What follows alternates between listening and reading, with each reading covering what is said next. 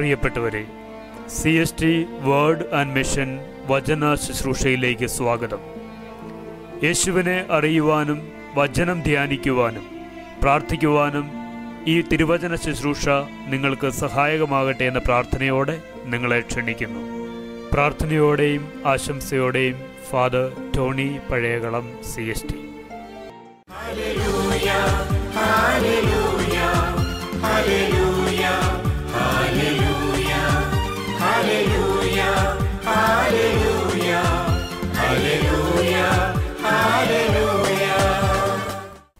ഈശോയിൽ സ്നേഹം നിറഞ്ഞവരെ, ശിഷ്യത്വം സഹനത്തിൻ്റെ വിളി എന്നാണ് ഇന്നത്തെ ധ്യാനചിന്ത. ആരാണ് ശിഷ്യനെന്നറിയാതെ എങ്ങനെയാണ് അവൻ്റെ മാർഗത്തെ ധ്യാനിക്കാനാവുന്നത്? വിശുദ്ധ ഗ്രന്ഥത്തിലുടനീളം പരതിയാൽ ശിഷ്യനെ ഒരാശ്രിതനായി ഒരിടത്തും കാണുന്നില്ല. ശിഷ്യൻ ആശ്രിതനോ അടിയാളനോ അല്ല. ശിഷ്യൻ കൂടെ യാത്ര ചെയ്യുകയും ഒരു വേള ഗുരുവിൻ്റെ മുഖമായി തീരുകയും ചെയ്യുന്നവനാണ്. ശിഷ്യൻ ആശ്രിതനാണെങ്കിൽ അതിലെന്തോ ഒരു കുറവുണ്ട്. കാരണം ആശ്രിതരിൽ സ്വതന്ത്ര മനസ്സില്ല. അവൻ സാഹചര്യങ്ങളുടെ സൃഷ്ടിയാണ്. എന്നാൽ ശിഷ്യൻ ഫ്രീ വിൽ, സ്വതന്ത്ര മനസ്സിൻ്റെ സൃഷ്ടിയാണ്. ഈശോ യോഹന്നാൻ്റെ സുവിശേഷം 15-ാം അധ്യായം 15-ാം വാക്യത്തിൽ ഇങ്ങനെയാണ് പറയുന്നത്: ഇനി ഞാൻ നിങ്ങളെ ദാസന്മാർ എന്ന് വിളിക്കുകയില്ല, കാരണം യജമാനൻ ചെയ്യുന്നതെന്ത് എന്ന് ദാസൻ അറിയുന്നില്ല. എന്നാൽ ഞാൻ നിങ്ങളെ സ്നേഹിതന്മാരെന്ന് വിളിച്ചു, എന്തെന്നാൽ പിതാവിൽ നിന്ന് കേട്ടതെല്ലാം നിങ്ങളെ ഞാൻ അറിയിച്ചു.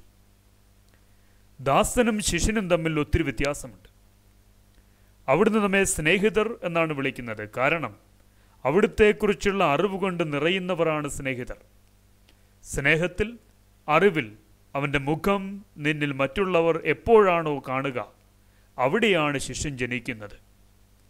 ശ്രദ്ധിക്കുക, സ്നേഹത്തിലും അറിവിലും അവൻ്റെ മുഖം എപ്പോഴാണോ മറ്റുള്ളവർ നിന്നിൽ കാണുക, അവിടെയാണ് ശിഷ്യൻ ജനിക്കുന്നത്. കർത്താവ് നിന്നെ സ്നേഹിതൻ എന്ന് വിളിക്കുന്നു. ഈ നോമ്പിൽ നാം ധ്യാനിക്കണം. നീ ക്രിസ്തീയ ദാസനാണെങ്കിൽ ഇനിയും സുവിശേഷത്തിൻ്റെ ഒത്തിരി താളുകളിലൂടെ യാത്ര നടത്തേണ്ടിയിരിക്കുന്നു. ദാസനിൽ നിന്നും സ്നേഹിതനിലേക്ക് മാറുക. സ്നേഹിച്ച് നീ ശിഷ്യനായിത്തീരുക. ആരാണ് ശിഷ്യൻ? വെറും ചുമതലകളുടെ മനുഷ്യനല്ല, വെറും നിയമങ്ങളുടെ അനുഷ്ഠാനകനുമല്ല, വെറും ഉത്തരിപ്പ് തീർക്കലിൻ്റെ വ്യക്തിയല്ല, വെറും സമൂഹാത്മകതയുടെ പ്രചാരകനുമല്ല.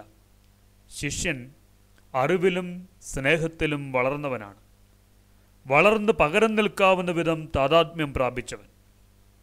ഇവിടെയാണ് ഒരു ശിഷ്യൻ തിരുവചനത്തിൽ വിളിച്ചു പറയുന്നത്: ഇനിമേൽ ഞാനല്ല, ക്രിസ്തുവാണ് എന്നിൽ ജീവിക്കുന്നത്. പകരം നിൽക്കാവുന്നിടത്തോളം വളർന്നവനാണ് ശിഷ്യൻ എന്ന് ധ്യാനിക്കുക. ഇവിടെയാണ് ഇന്നത്തെ ധ്യാനചിന്തയുടെ 2-ാം ഭാഗം. എന്തായിരിക്കണം ശിഷ്യൻ്റെ മാർഗം? ശിഷ്യത്വം ത്യാഗം ആവശ്യപ്പെടുന്നു. ശിഷ്യത്വം സഹനത്തിൻ്റെ വിളി എന്നാണ് ധ്യാനം. അറിവിലും സ്നേഹത്തിലും വളരുന്നവനാണ് ശിഷ്യൻ. അവൻ്റെ മാർഗമാണ് സഹനം. ദാസൻ്റെ നൊമ്പരങ്ങളിൽ നിന്ന് ശിഷ്യൻ്റെ സഹനങ്ങളുടെ വഴിയിലേക്കുള്ള ഒരു ഉയർച്ചയാണ് ക്രിസ്തീയ ജീവിതമെന്ന് ഈ നോമ്പുകാലം നമ്മെ ഓർമ്മിപ്പിക്കുന്നു.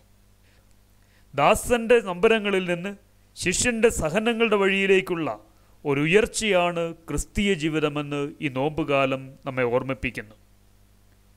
നിന്റെ വിളിയിൽ നീ ദാസനാണോ ശിഷ്യനാണോ എന്നതാണ് ഒരു മറുചിന്ത. നിന്റെ വിളിയിൽ നീ ദാസൻ്റെ മനസ്സുമായിട്ടാണ് ജീവിക്കുന്നതെങ്കിൽ ആശ്വാസം, ആനന്ദമെന്നത് പ്രതിഫലങ്ങളിലായിരിക്കും. ശിഷ്യൻ്റെ മനസ്സിലേക്ക് ഉയർന്നാൽ നിന്റെ ആനന്ദം മുഴുവൻ അറിവിലും സ്നേഹത്തിലും ഒന്നാകുന്ന ഒരവസ്ഥയിലായിരിക്കും. കുടുംബ ദൈവവിളിയിൽ ഈ സ്നേഹത്തിൻ്റെ ശിഷ്യൻ്റെ അനുഭവത്തിലേക്ക് മനസ്സുയർത്തിയാൽ അത് നോമ്പിലെ ഏറ്റവും വലിയ അനുഗ്രഹമായിരിക്കും, ശിഷ്യൻ്റെ മാർഗമായിരിക്കും. സമർപ്പിത ജീവിതത്തിലും പൗരോഹിത്യ ജീവിതത്തിലും ശിഷ്യൻ്റെ മനസ്സുണ്ടാവണം എന്നതിനേക്കാൾ ശിഷ്യൻ്റെ മനസ്സില്ലാതെ പോകുന്നത് എന്തേ എന്നാണ് ധ്യാനിക്കേണ്ടത്. അറിവിലും സ്നേഹത്തിലും ഉയരേണ്ട ജീവിതം ഒരു ദാസൻ്റെ വേഷത്തിൽ ഏതെങ്കിലും വേദിയിൽ നിർത്തിയിരിക്കുന്നെങ്കിൽ നോമ്പുകാലത്തൊന്ന് ധ്യാനിക്കുക. ശിഷ്യനാകണമോ ദാസനായിരിക്കണം? ഇത് വേദികളുടെ വിഷയമല്ല, ദാസൻ, ശിഷ്യൻ എന്നീ രണ്ട് മനോഭാവങ്ങളുടെ സംഘട്ടനമാണ് ഇവിടെ നടക്കുന്നത്. അറിവിലും സ്നേഹത്തിലും പകരം നിൽക്കാവുന്നിടത്തോളം വളർന്നവനാണ് ശിഷ്യൻ എന്ന് പറഞ്ഞു. പകരം നിൽക്കുക എന്ന് പറയുന്നത് തന്നെയാണ് ഏറ്റവും വലിയ സഹനം. പുരോഹിതൻ തന്നെ പഠിച്ചറിയുന്നത് ആൾട്ടർ ക്രിസ്തുസ് എന്നാണ്, മറ്റൊരു ക്രിസ്തു. പകരം നിൽക്കുമ്പോൾ നഷ്ടപ്പെടുന്നത് എന്താണ്? ശരീരമല്ല, മനസ്സാണ്. ഒരുവൻ അപരൻ്റെ മനസ്സുമായി, ഹിതവുമായി തൻ്റെ ശരീരത്തിൽ നിൽക്കേണ്ടി വരുന്ന അവസ്ഥയാണ് ഏറ്റവും വലിയ സഹനം, ശിഷ്യത്വത്തിൻ്റെ സഹനം. അത് വലിയൊരു ത്യാഗത്തിൻ്റെ നിലയാണ്.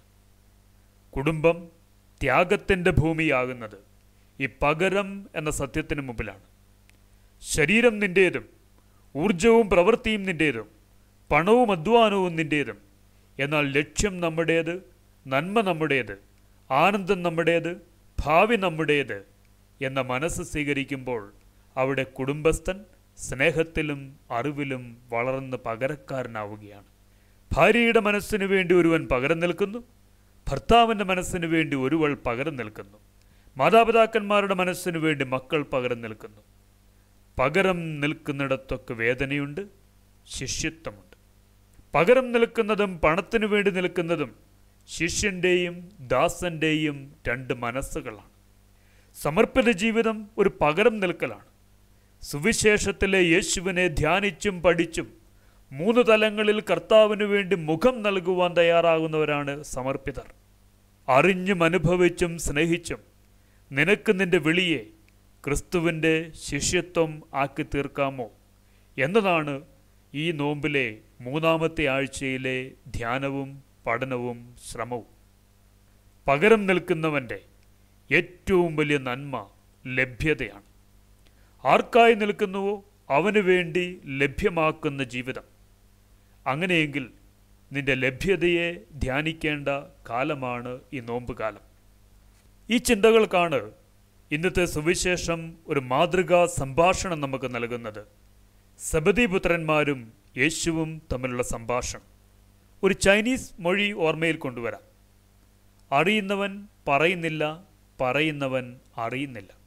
ഒന്നുകൂടി ശ്രദ്ധിക്കുക. അറിയുന്നവൻ പറയുന്നില്ല, പറയുന്നവൻ അറിയുന്നില്ല. ശിഷ്യനും ദാസനും തമ്മിലുള്ള വ്യത്യാസമാണിത്. പാനപാത്രത്തിൻ്റെ വിലയറിയുന്ന കർത്താവ് പിതാവിൻ്റെ മുമ്പിൽ അത് മാറ്റിത്തരണമേ എന്ന പ്രാർത്ഥനയോടെ നിൽക്കുമ്പോൾ വലതും ഇടതും സ്ഥാനങ്ങൾ വഹിച്ച് ദാസന്മാരാകാൻ ശ്രമിക്കുന്നവർ അത് ഞങ്ങൾക്ക് തരിക, ഞങ്ങൾ കുടിക്കാം എന്നാണ് പറയുന്നത്. ഇവിടെ ധ്യാനിക്കുക. അറിയുന്നവൻ പറയുന്നില്ല, പറയുന്നവൻ അറിയുന്നില്ല. ശിഷ്യത്വം അറിഞ്ഞ് സ്നേഹിക്കലിൻ്റെ പൂർണ്ണതയാണ്.